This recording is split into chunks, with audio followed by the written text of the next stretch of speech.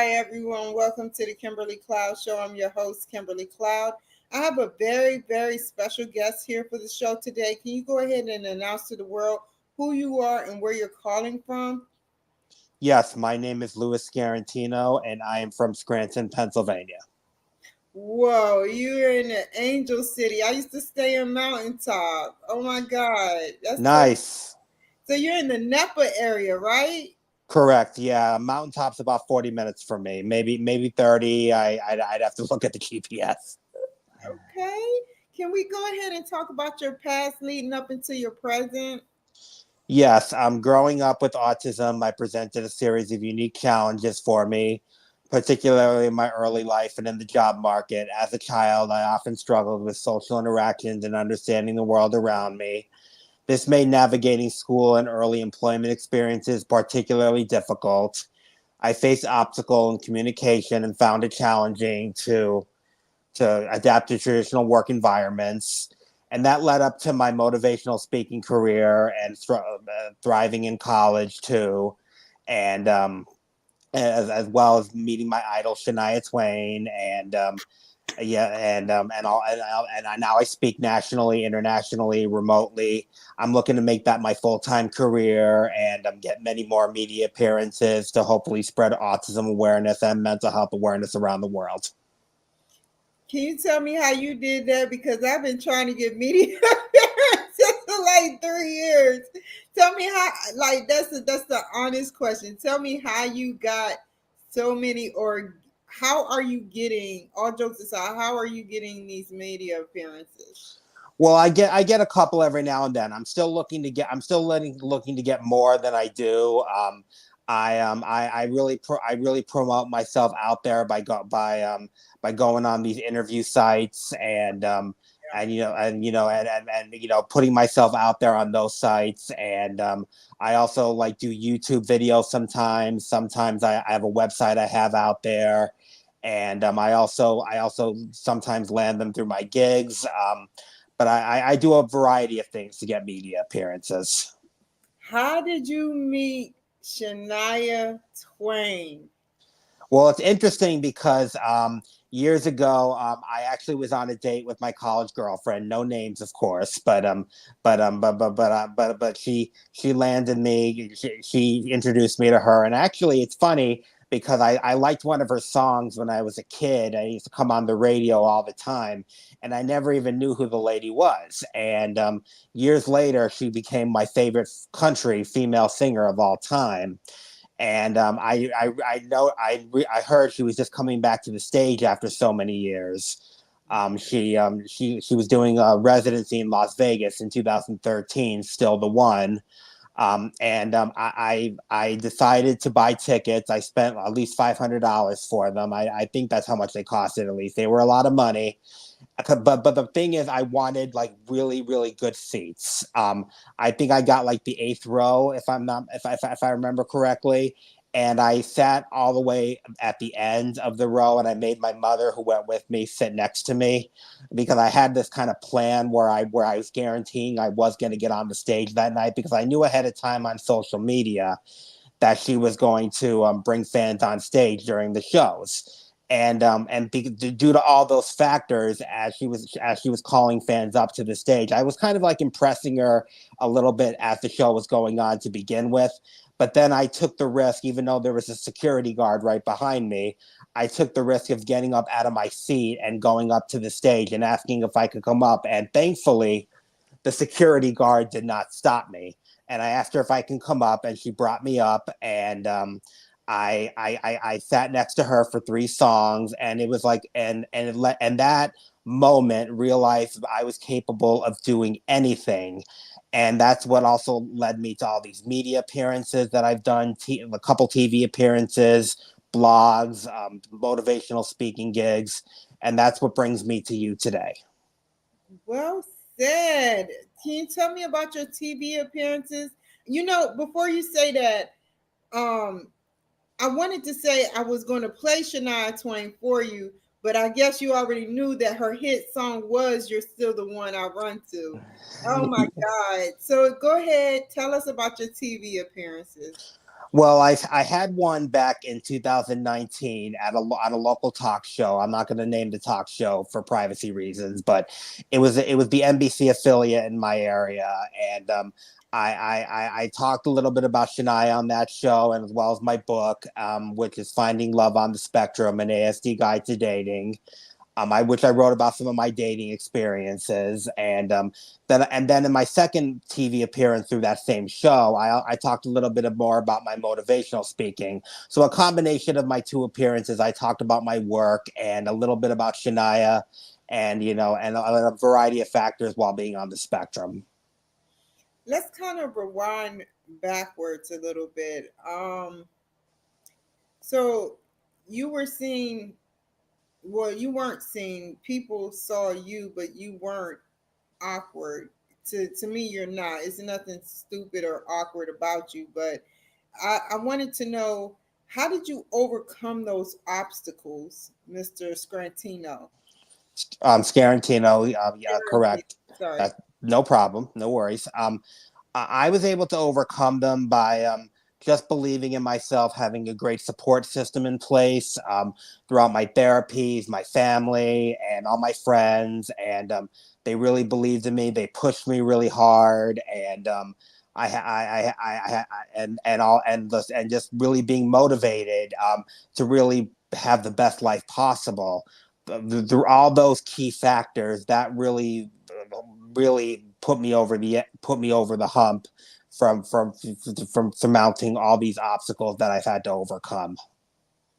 Also, tell me about your career, well, your education and getting a degree. What kind of degree you got, and how did you overcome those obstacles as well? Because it wasn't easy for me going to school, or going to school here in the present. I went to a community college that was 40 minutes away from my house at the time. And it was a community. It was open admission, but I had to take a placement test. And I actually didn't do the best on the placement test. I had to take some remedial courses before I could get started in my actual coursework. Yeah, we know that was so. Sometimes it's we have to do we have to do.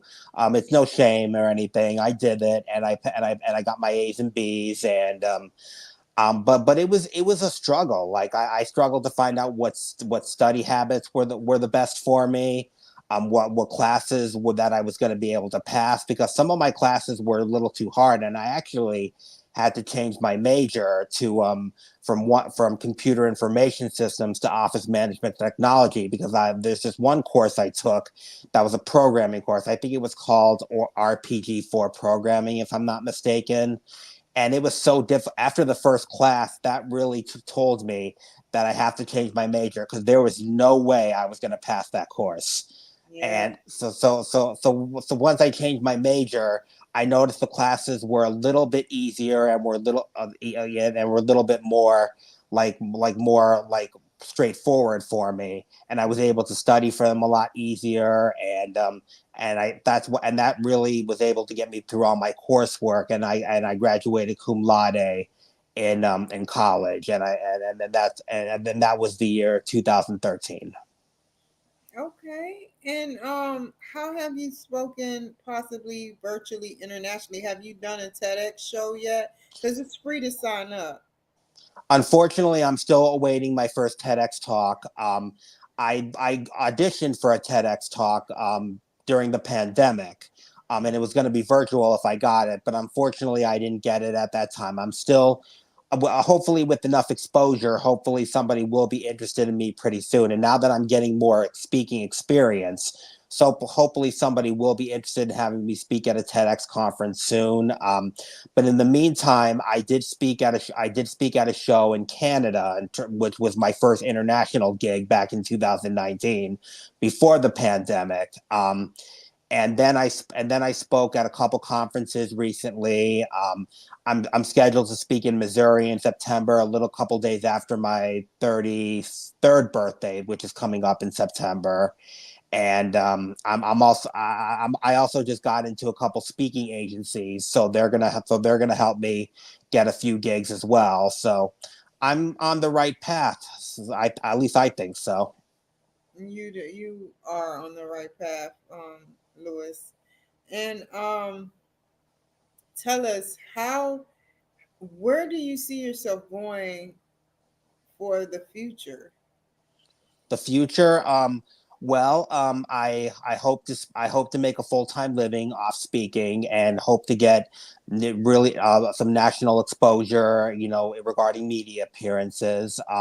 In the meantime, until that happens, I'm going to continue working a normal job, because that's what I have to do to pay the bills for right now. I worked many good jobs in my life, and I had a little bit of a setback, but I'm doing a lot better now. And I hope to even get a bachelor's degree one day, maybe even further than that. Because there's no wrong in going back to school ever. But some of my idols out there have gotten doctorate degrees, who I look up to as regarding speaking. And I hope to be like them, and I hope to and make a full-time living off speaking in many countries around the world, travel the world, because I love to travel, just like my father did. And yeah, that's pretty much sums up where I hope to be in 5 years. Can you tell me more about the definition of autistic people and how each autistic person differs? Well, each autistic person has their own unique traits. Some of them, not every. I believe that every not autistic person develops the same. Some develop more. Some develop better than others. But autistic people are still all the same. They're still not any different. They're all very intelligent. They're all very. They're all very. They're all very down to earth. They're all very. They understand what people are saying to them. They all want to be accepted in their own way, and they all want a successful life. And yeah, I even if some are non-speaking and some are speaking, they all like wanna they all just want to be accepted. No matter what their strengths or flaws may be.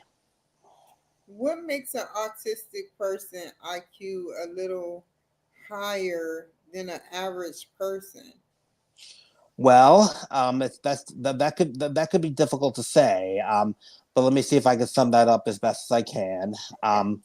Like what makes autistic people unique is that what I think. Well, the first thing that comes to the top of my head is that they all like are focused on that one thing that they're really that they're really fond of.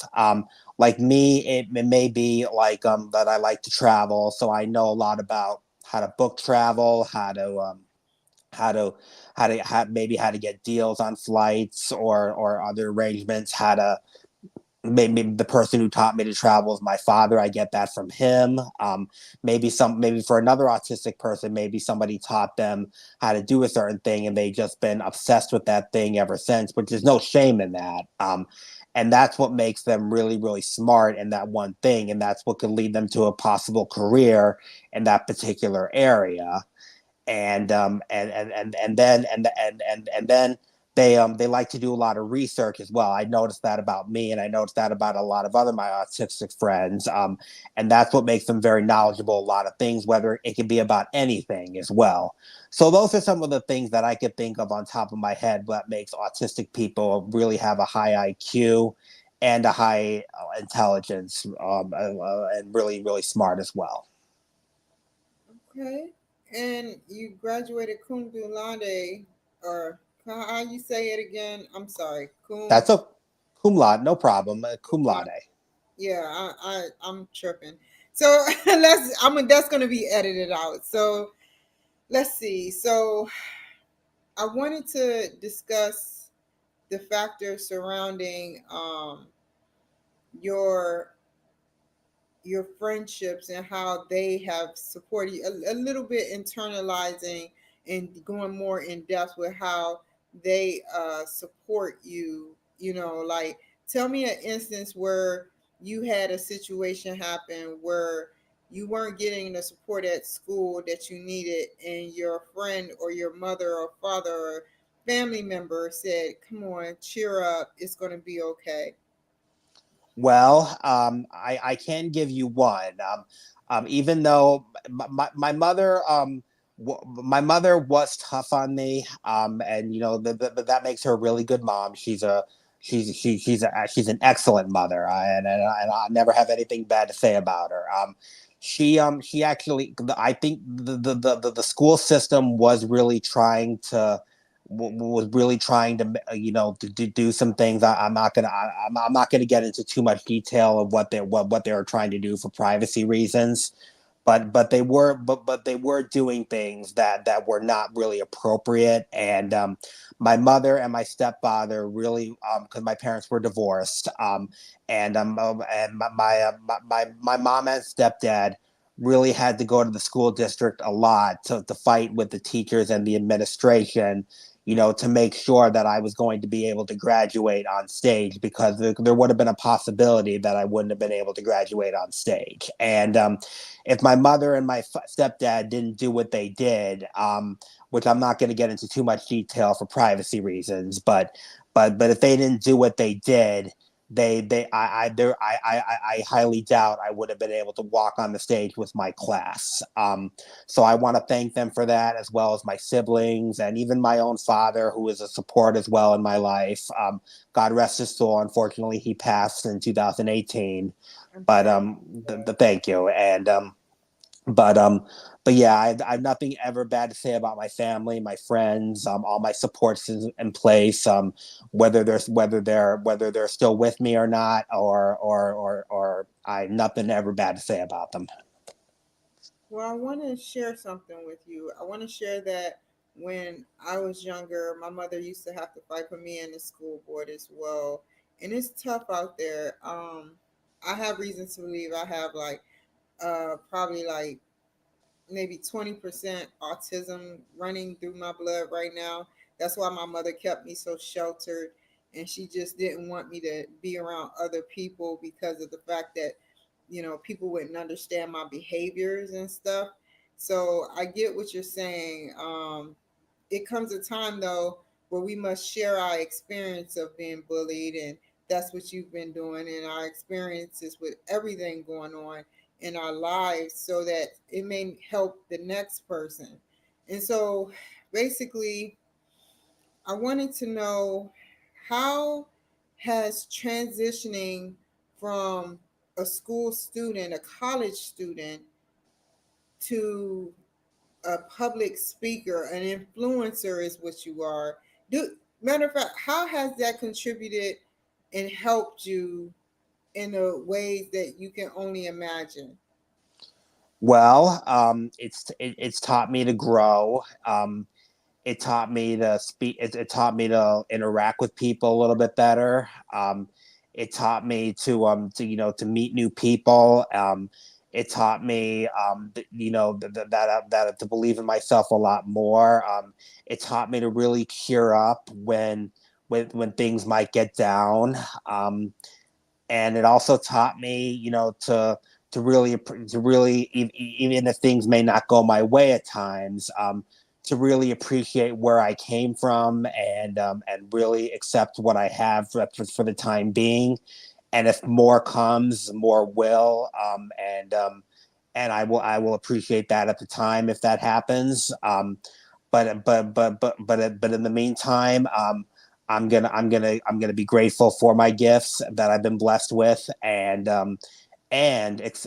always and accept if I might get less or if I might get more. So you gotta always be grateful for the little things, and maybe if things don't go your way at times. Have you ever thought about setting up? You probably too busy. Your own podcast, or do you have a podcast? Because I always get the brink of the end of the stick by the time I get to the back end of the story. Have you? I was podcasting for 2 episodes. I still am learning more about how podcasting works. because I didn't really I don't know how to edit podcasts, so that was an issue. I didn't know how to make it into like one particular part of an episode. Like I only did 2 episodes of podcasting, and I broke them down into like 2 or 3 parts because I didn't know how to make it like one full audio clip. And so those were some of the key factors for why I didn't podcast. And I also didn't know how to get guests, which obviously I could interview some of my own friends who are on the spectrum or who have challenges. But if I wanted to get like higher profile guests, I didn't know how to do that compared, to my other friends who had podcasts, which I could probably learn from them if that's something I want to pursue in the future. But in the meantime, I was just focusing on my speeches and my writings that I didn't really get to that. Well said. Are you an introvert, which is like you're reclusive and you don't speak much? Or are you an extrovert, you're very outgoing? Or are you both, which is an ambivert? I would say I'm both ambivert, if that's how you pronounce it, Yes, and I promise you it is. no problem. Yeah, yeah. Because sometimes I do like my days out. Don't get me wrong. I do like to go out with friends once in a while and hang out. And when I can, when I'm not practicing speeches or when I'm not working or when I'm not doing my interviews if I have them or anything. But then there's times I like my nights in where it's quiet and I'll turn on the TV maybe listen to some music, and or maybe just sit quietly and maybe or whether it's just texting my friends at home without really going out. So it could be a combination of both. And if you had to give a piece of advice, you whenever you decide to produce child with your girlfriend, it would be an amazing experience to have an autistic president of the United States or state senator or whatever the case may be, because I hate seeing that we as individuals get limited to maybe having mental health issues, so that's not going to work, or having autistic problems, which I don't see them as problems, abilities, which to the government, that's not going to work. I think they should put us in positions because that's special powers and special abilities that could help, in a sector where they're lacking. It could be something that we see that they don't. What is your input on that? That's the last question. Sure. Well, what I can say is my advice would be, like obviously a job like the president of the United States is the hardest job in the country, or any world leader is are the hardest jobs in the world.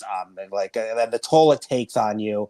Like I'll give you an example. When Obama was president, he I remember when he first went to office back in there was the year 2009, I believe. He had black hair Yeah. and he had black hair and but then when he got out of office, which was only 8 years older, his hair was all gray. His hair, the wrinkles it took on him. So the job can take a toll on you and what it does to your body because of everything you have to deal with.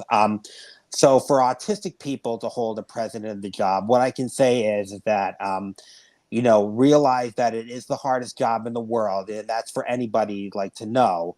But at the same time, it's going to be it's going to be a lot harder. So if you have to work 20 times as harder, just do what you have to do because that's it's like that with any job with an autistic person. They have to work 20 times as hard sometimes just to succeed at their job. But a world leader, know that you're very smart. You can do it. Just like any other president who held office did. You're going to face a lot of criticism, and that's something you're going to have to get used to. And that's something. If my life becomes public, regardless if I'm the president or whatever job I hold, if my life's going to become very public, I'm going to face a lot of criticism too, and a lot of internet hate. And that's something I'm learning to deal with in therapy, and that's something I'm learning to deal with, with all my friends and everything who are teaching me how to deal with that easier. So realize it's not always on you. Just keep being you, keep being yourself. do the hard work hard, and just knock them dead. So. You killed it. Oh my God. That is 100% on point. Okay, how can the people reach you? They could reach me through my website, www.louiscarantino.com. They can email me at booklouiscarantino@gmail.com. I don't give my personal phone number publicly, but all that information, if that's something they do want to reach me through phone number, it's on one of my speakers bureau's website. I forget the name of it. But the easiest way to reach me is either, I'll repeat again, it's www.louiscarantino.com or booklouiscarantino@gmail.com. And then the phone number should be on a couple of Speakers Bureau's website, which I think, let me see if I can find it really quick. Let me just see if I can find it on my I might just, well, I just don't want to hold up airtime here. How about this? Let's talk while you do that. So, Yeah, took over the show in a good way, in a good way, in a good way. You took over the show because you are the man of the hour. Seriously, with everything you said, it's excellent. Seriously, did you find it? I did find it. Yes. See? And it's a International Association of Speakers Bureaus. That you can find my phone number and all my contact information there. I'll repeat that one more time: International Association of Speakers Bureaus. I want to thank you so much. Stay on the line, Louis, for Oh, joining my show. And y'all take care, be safe, and I will see you guys in a bit to edit these videos. Take care. thank you. Okay. Oh, you got a comment. We have to say this. Somebody put yay, Louis, and somebody gave you very wise, Louis. Yes, you're very Okay, wise. I know who it was. She was watching. My sister. That's my sister. Cool. I Yeah. told her. I told her to tune in. Yes. So she. Thank you, Andy. Love you. Take care. Bye.